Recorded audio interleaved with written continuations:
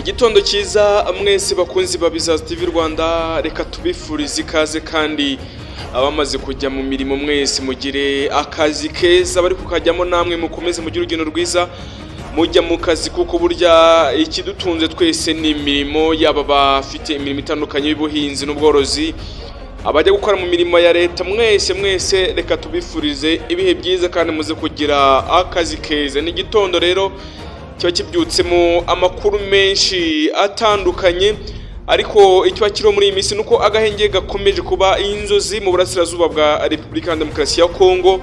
Ibi biraterwa n'iki? Biraterwa nuko imirwano hagati ya M23 ndetse n'igisirikare cya FARDC bikomeje kuba iyanga. Ikindi nuko Angola nayo yinjiye muri iyi mirwano, cyangwa se Angola nayo yinjiye kuri iki kibazo ikivugo. Arabizi ko Angola ni kimwe mu gihugu gifasha mu guhuza ibi bihugu bitandukanye byo mu karere k'iburasirazuba, cyane cyane u Rwanda ndetse na Repubulika ya Demokarasi ya Kongo, mu biganiro kugira ngo hagire amahoro yongera kuboneka muri aka gace ka Kivu y'Amajyaruguru. Nitwa Eric Nshimiyimana, komeza ukore subscribe, koresha ku biganiro tukugezaho bya buri munsi, kandi ibyo tuguha byose ni amakuru kandi abagezweho kugira ngo umenye kandi wumve. Icyambere ni amakuru nuko imirwano hagati y'umutwe witwaje intwaro wa M23 n'ingabo za Repubulika ya Demokarasi ya Kongo zifatanya n'imitwe yibumbiye mu ihuriro za Wazalendo irakomeje, hirengagijwe agahenge kasabwe n'igihugu cya Angola. Angola rero ikora ibishoboka byose, igahuza ba minisitiri b'ububanyi n'amahanga nka Olivier Nduhungirehe, igahuza abaperezida batandukanye, igahuza bakuru b'ingabo zitandukanye yaba u Rwanda ndetse na Kongo. Ariko akenshi impamvu nuko Kongo yo ntijya ikozwa na gato ibyo kuba yaganira n'uyu mutwe wa M23. Uyu munsi ifata agace runaka, ejo Kongo ikakaka, cyangwa se igisirikare cya FARDC nacyo kikavuga ati reka. Ibyo byose rero bigatuma igihugu gikomeza kuba mu mangambure, gikomeza kuba mu bibazo bikomeye cyane. Ariko burya kenshi intambara yasenya ntiyubaka, ahubwo kiba kigezweho nuko abaturage ari bo bakomeza kuba bahatikirira bakatakariza ibikorwa byabo. Icyemezo cyo guhagarika imirwano cyafatiwe mu biganiro byahuje abahagarariye guverinoma ya Repubulika ya Demokarasi ya Kongo ndetse n'iy'Angola n'iy'u Rwanda, ubwo bahuriraga i Rwanda ku itariki 30 Nyakanga umwaka 2024. Ibyo byose byagendaga biba bagasinya amasezerano, ariko ugasanga bibaye iby'ubusa. Izi mpande rero zishyamiranye mu ntara ya Kivu y'Amajyaruguru zasabwaga guhagarika imirwano guhera tariki ya 4 Kanama umwaka 2024, mu gihe Angola yizeraga ko bishobora cyangwa se ishobora kugeza abarebwa ni ibiganiro ku masezerano y'amahoro. Ariko byakomeje kuba akasamutwe, bikomeza kuba bigera kure cyane. Mu gihe rero nta mirwano yaherukaga kumvikana, yaba kuri uyu wa gatatu ikagenda yumvikana kuri Kivu y'Amajyaruguru kuri iyi tariki ya 24 rwose uku kwezi Kanama, M23 yashinje ihuriro ry'ingabo za leta ya Repubulika ya Demokarasi ya Kongo kwitwikira umwanzuro, cyangwa se kuba rwajugunya hirya kure umwanzuro wajyahenge yohereza kandi abasirikare mu bice bigenzura mu rwego kwitegura kuyivanaho cyangwa se kuyikubitaho ibitero bikomeye cyane. Uyu munsi rero ku itariki ya 24 z'ukwezi kwa 10, ibintu rero bikomeje kuba byaba bibi cyane, bikomeje kuba byaba akasamutwe, kuko uyu munsi wa none kuri uyu wa 4 ndetse no ku wa 3 ejo hashize, ku wa 2 no ku wa 1 ku cyumweru, mbese intambara cyangwa se imirwano kuva ku cyumweru kugeza uyu munsi na n'uyu munsi iracyakomeje. Yagize ati rero turabamenyesha bose ko ihuriro ry'ingabo za Kinshasa ryitwikiriye ihagarikwa ry'imirwano rikoherereza abasirikare mu bice tugenzura birimo Katwa, Itwe, Kibuko, Ubangu ndetse na Kamandi. Ibyo byose rero yagiye abigaragaza kandi ko kwitegura mu bice bituwe cyane birimo Kirumba, Kayina, Kanyabayonga ndetse no mu nkengero zaho. Ibi rero byabaye ejo byabaye mu minsi yashize, ariko ejo M23 yari yafashe agace ka Karembe muri Warikare. Noneho icyo gihe ukuntu byaje kugenda, FARDC yari yabanje kugafata kuwa kabiri. Ubundi ukuntu urugamba rwagenze nuko ku cyumweru imirwano yabaye, noneho M23 ifata agace ka Karembe muri Warikare. Ibyo bimaze kuba, imirwano irakomeza kuwa mbere, kuwa kabiri irakomeza, noneho ejo kuwa gatatu rero FARDC nayo kuwa kabiri FARDC iraza ati aka gace mwatwaye reka nkigarurire, irarwana isubiza M23 nyuma, izirukanse inyuma muri ya misozi ya za Masisi, maze ka gace irongera irakigaruza. Ejo kuwa gatatu rero intambara yakomeje iraba, aho M23 yongeye nayo itera agatero Shuma, maze irangije irarwana n'agace ka Wazalendo, imaze n'abasirikare ba Wazalendo imaze kurwana nabo, irongera ka gace irakigaruza. Urumva ko byari bizwe ko ari FARDC kugacunga, ariko FARDC iba yasubiye inyuma ikajya kwiryamira cyangwa se ikajya mu yindi mirimo itandukanye. Icyo gihe rero Wazalendo nibo barwanye muri Nzeri mu mwaka wa 2024. M23 yashinje ihuriro ry'ingabo za Repubulika Demokarasi ya Kongo kugaba ibitero mu bice igenzura inshuro enye. Ibyo birimo kandi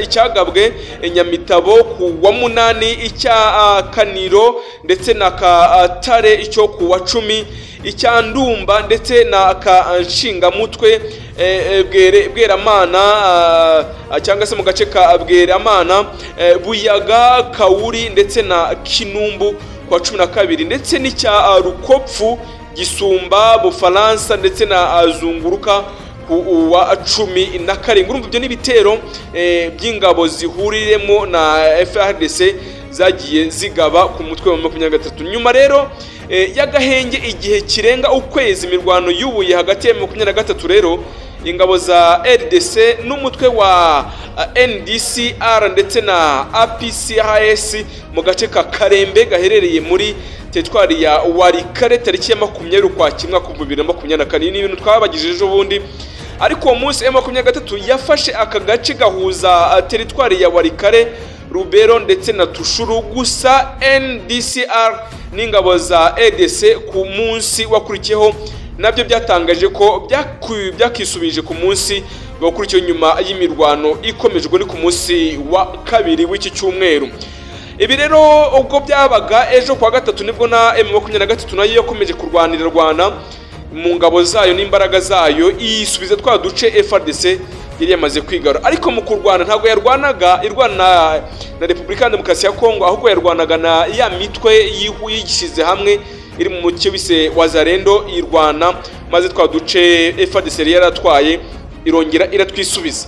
Wakibaza uti rero Angola nk'intumwa ya Loni yamaganye ibi bitero, yamaganye iyi mirwano ikomeje kubera mu gihugu cya Repubulika Demokarasi ya Kongo. Yagize ati iki gikorwa nukurenga nkana ku mwanzuro w'abaminisitiri wo guhagarika imirwano wafashwe tariki ya 30 Nyakanga umwaka wa 2024. Guverinoma rero ya Angola yanze kandi yamaganye ikomeje ibikorwa bibi bikomeje kuba byabera muri Kivu y'Amajyaruguru, bisubiza kandi inyuma intambwe zatewe ziganisha ku gisubizo kirambye cyaya amakimbirane akomeje kuba hagati imitwe ya M23 ndetse n'igihugu cya Repubulika Demokarasi ya Kongo.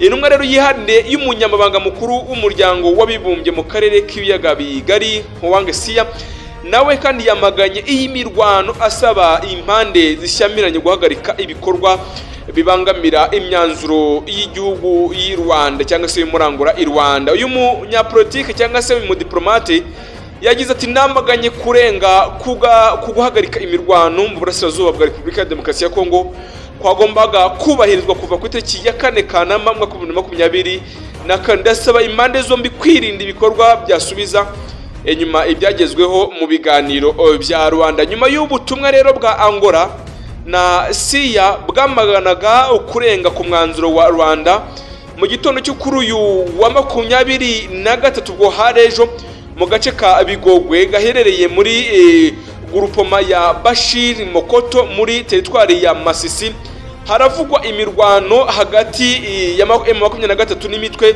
ya Wazalendo. Iyo mitwe rero cyangwa se iyo mirwano yabaye ku munsi w'ejo yatumye M23 irwana yisubiza ka gace FARDC yari yambuwe. Ako gace rero FARDC yari yambuwe byahise bituma M23 ikisubiza mu buryo bidasubizwaho.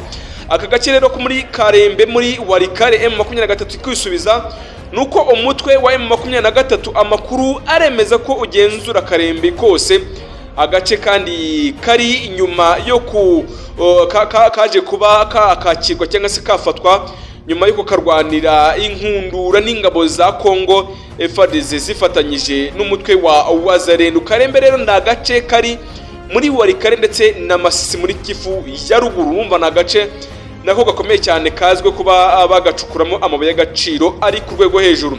Ku cyumweru rero M23 yari yakambuye Wazalendo mu mirwano yo ku wa mbere.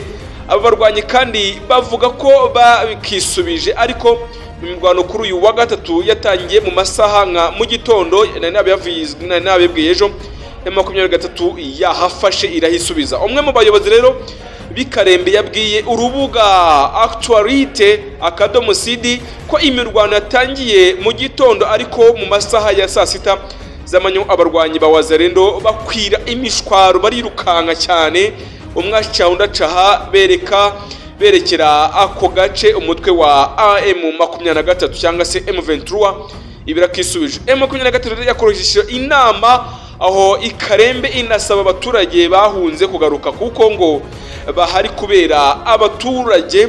M23 rero ni bimwe mu bikorwa ikomeze kugenda ikora iyo ifashe agace, ibwira abaturage bari muri ako gace ati nimugaruke ibintu n'amahoro. Uyu muyobozi rero uvuga ko bamaze kumenyekana abantu 3 bapfuye barimo umugore waturikanywe n'igisasu aho yari yihishe kiramwica. Urumva ko babaturage bahagenda abatikire. Indi mibare rero itangwa n'umutegetsi wa guverinoma Kisimba, umwami witwa Kabaki Alimansi wo muri Warikare, avuga ko abasifiri 8 bapfiriye mu mirwano mu gace ka Ihula ndetse na Barindu. Ibyo bice nibyo bagiye bapfira. Mutwe M23 ukomeje imirwano werekera ahitwa Ihura, ndetse amakuru aravuga ko naho M23 ihari yamaze kwashinga ibirindiro. Urumva ko ibintu bikomeze kuba byakomeza. Uyu rero namakuru abagenda agezwe muri iki gitondo cyo kuwa 24 Ukwakira umwaka wa 2024 cyangwa se mu kwezi kwa 10. Namakuru tugenda asomera tubagezaho. Urumva ko amahoro kugira ngo agaruke muri Repubulika Demokarasi ya Kongo ni ibintu bikomeze kuba byaba akasa mutwe, ni ibintu rwose bikomeje kuba buri wese abyibazaho se amaherezo na yahe, tuzabigenza gute kugira ngo byibura tugire amahoro arambye. Ni ibintu rero yabaza Kiliziya Gatolika ya muri Kongo zikomeza kugenda zibaza abanyamadini bafite koko niwe mutagatifu uzasengera iki gihugu, agasengera Repubulika Demokarasi ko kugira ngo yongere amahoro nk'ibisanzwe. Nitwa Eric Nshimiyimana, rero komeza ukore subscribe ukoreshe ku biganiro kutugezaho bya buri munsi, nta yindi neguza naho ubutaha.